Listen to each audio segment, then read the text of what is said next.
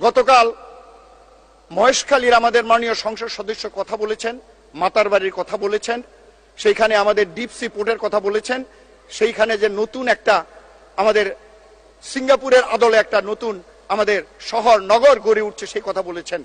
আমি অভিনন্দন জানাই। আমি সাথে যুক্ত করতে চাই, এখন পৃথিবীর ইনভেস্টমেন্টের অ্যাক্টিভিটিসটা চলতেছে আপনার এটাকে বলে Gulf council, Gulf cooperation council, এই গালফ এলাকায়। সেইখানে সৌদি আরব, সেখানে ইরাক, সেখানে ওমান, সেখানে বাহরাইন, মিডল ইস্টের এই ইউনাইটেড আরব আমিরাত, সেইখানে আবুধাবি, দোহা, এইখানে হচ্ছে এখন সারা পৃথিবীর ইনভেস্টমেন্টের একটা ডেস্টিনেশন।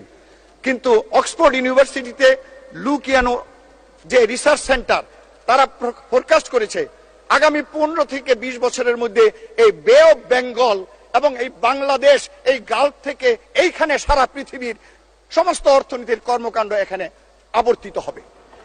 এবং আপনার এই যে মাতারবাড়ি, এইটা এখন লক্ষ্য করা যাচ্ছে না, কিন্তু যখন পূর্ণায় চালু হবে সেইখানে রিসার্চে বলা হয়েছে যে মাতারবাড়ি এটা শুধু বাংলাদেশের 18 কোটি মানুষের জন্য নয়, এই যে নর্থ ইস্ট ইন্ডিয়া, এইখানে 60টি তাদের স্টেট রয়েছে এবং পার্শ্ববর্তী ওয়েস্ট বেঙ্গল এর সহ প্রায় 300 কোটি মানুষকে সাপোর্ট করতে পারবে এই মাতারবাড়ি, এই ডিপ সি পোর্ট এবং এখানকার অ্যাক্টিভিটিস।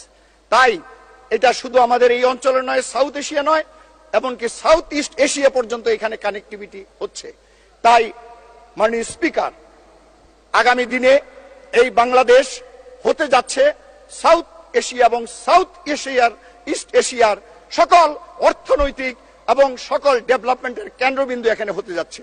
এবং আমার বিশ্বাস, ইনশাল্লাহ আমাদের মাননীয় প্রধানমন্ত্রী শেখ হাসিনার নেতৃত্বেই এই সারা এই সাউথ এশিয়া এবং সাউথ ইস্ট এশিয়ার এই কেন্দ্রবিন্দু এটা আমাদের এখানে বাস্তবায়িত হবে। এটা আর বেশি দিন সময় নেই।